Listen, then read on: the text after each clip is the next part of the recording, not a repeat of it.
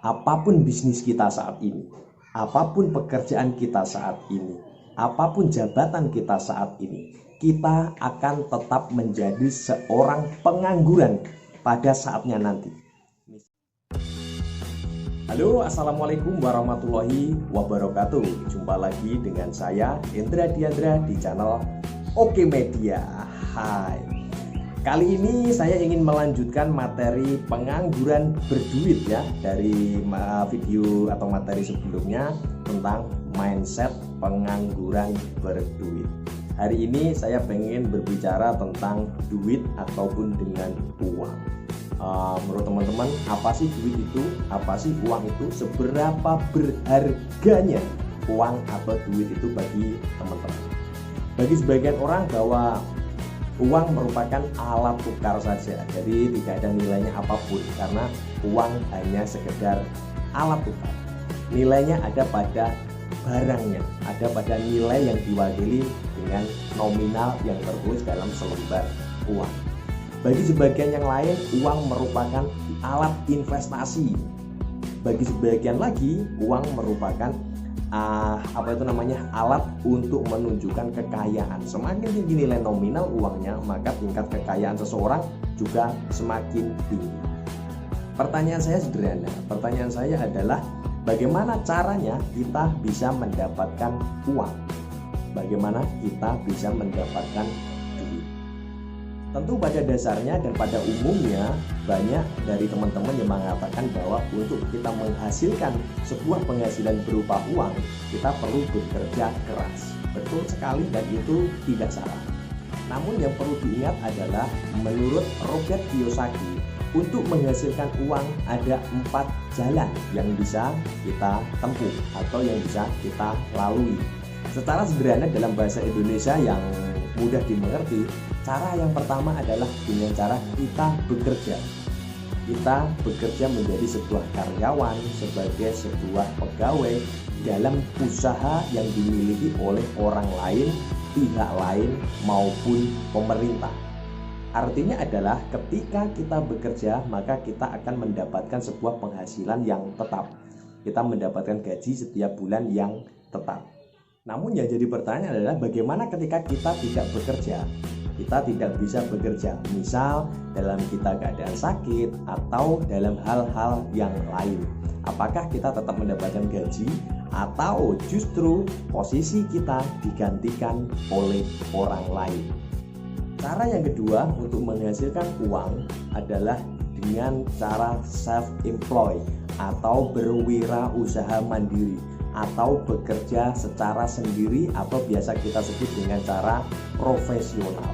Contohnya adalah mungkin teman-teman bisa bekerja secara sendiri dengan membuka praktek kedokteran misalnya, dan Anda menjadi artis misalnya. Misal lain adalah teman-teman menjadi seorang trainer dan lain sebagainya. Artinya adalah ketika teman-teman ingin bekerja, maka teman-teman mendapatkan duit.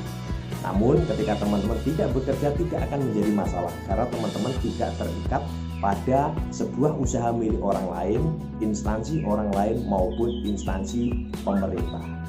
Cara yang ketiga adalah dengan cara membangun aset. Aset di sini bisa aset berupa fisik, berupa kertas, berupa manusia. Aset fisik misalnya dengan teman-teman membeli sebuah tanah. Meskipun teman-teman tidak bisa memperkerjakan sawah itu untuk menghasilkan uang, namun teman-teman boleh atau bisa menyewakan tanah yang teman-teman miliki untuk disewakan per tahun misalnya, atau bagi hasil dengan orang lain yang bisa mengerjakan sawah itu sehingga menghasilkan. Artinya di sini adalah aset lah yang menghasilkan uang untuk teman-teman. Bukan kita yang bekerja untuk menghasilkan uang, namun aset kita yang membuat kita tetap berpenghasilan. Kabar baiknya adalah nilai aset kita semakin lama juga semakin bertambah tanpa mengurangi keuntungan kita. Artinya kita dapat double pemasukan di sini. Pemasukan yang pertama dari bagi hasil keuntungan. Keuntungan yang kedua adalah nilai aset kita yang terus naik tanpa kita harus bekerja keras. Jadi di sini yang kami sebut dengan seorang pengangguran berduit. Yang jadi pertanyaan banyak orang ke japri saya adalah bagaimana kita bisa memiliki sebuah aset sedangkan untuk modal saja kita tidak punya. Baik, aset di sini tidak harus tanah, teman-teman.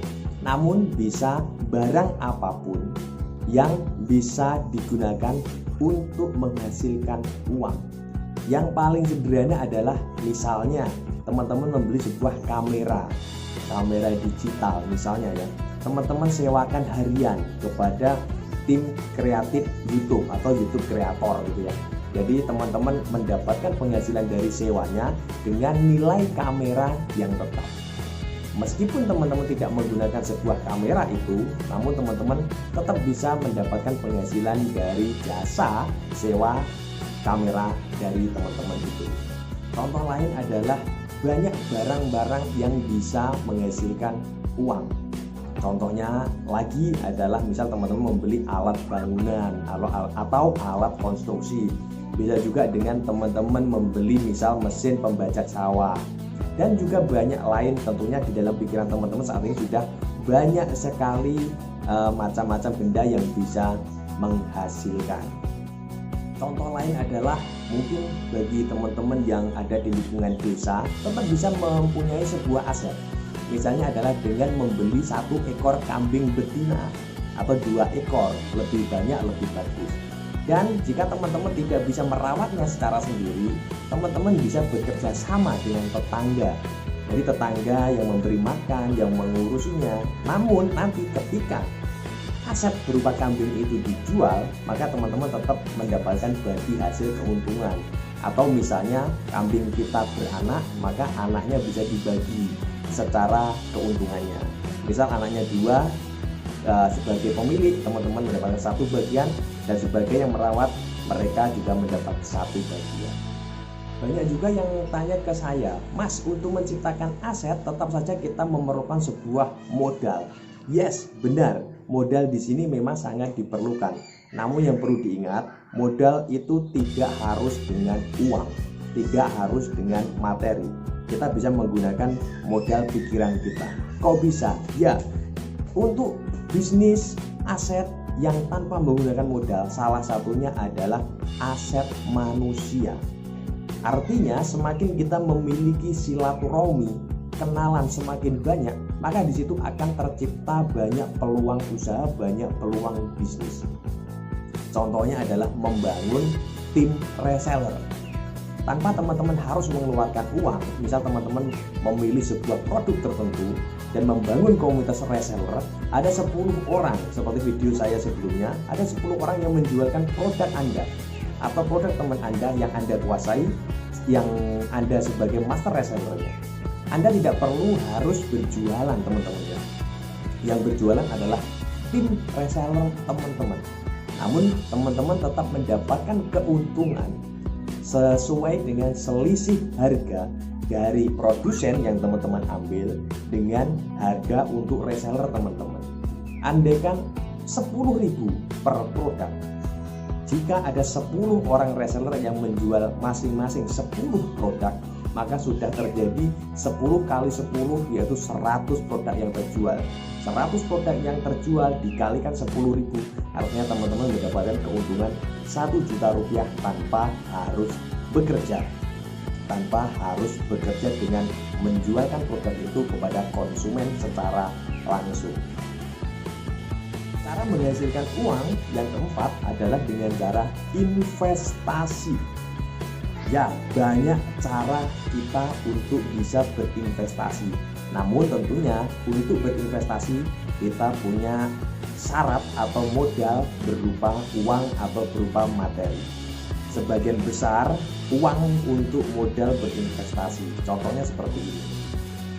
Jika Anda memiliki teman, rekan, kenalan yang punya sebuah usaha, misal counter handphone atau jual beli handphone bekas misalnya ya. Teman-teman mencoba tawarkan kerjasama dengan teman dari teman-teman itu. Contohnya adalah misal seandainya teman-teman punya uang senilai 10 juta rupiah, maka coba dititipkan kepada pemilik jual beli handphone tersebut.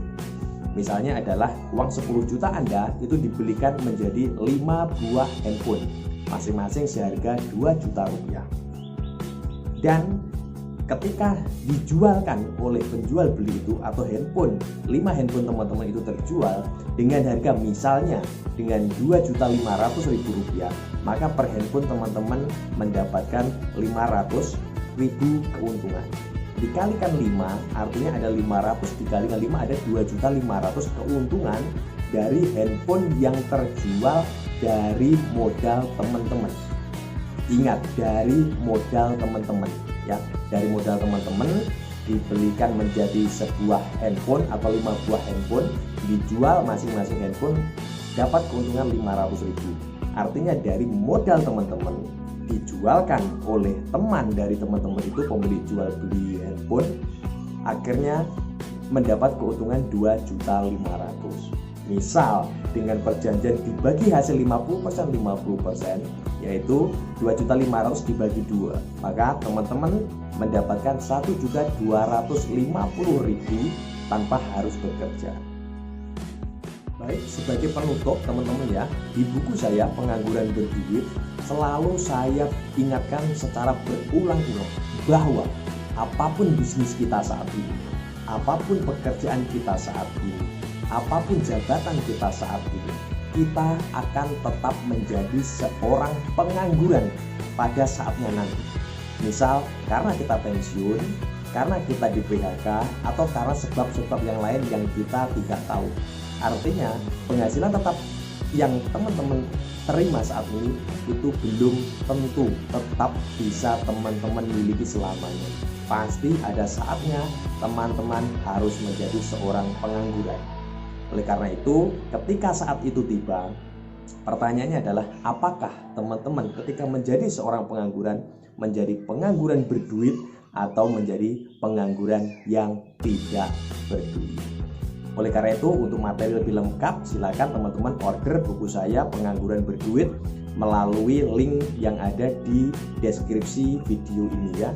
Bisa memesan melalui saya langsung atau memesan melalui reseller dan master reseller kami ya.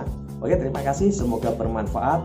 Saya Indra Diandra, kalau ada kurang kata atau salah kata saya mohon maaf yang sebesar-besarnya. Terima kasih. Assalamualaikum warahmatullahi wabarakatuh. Yuk.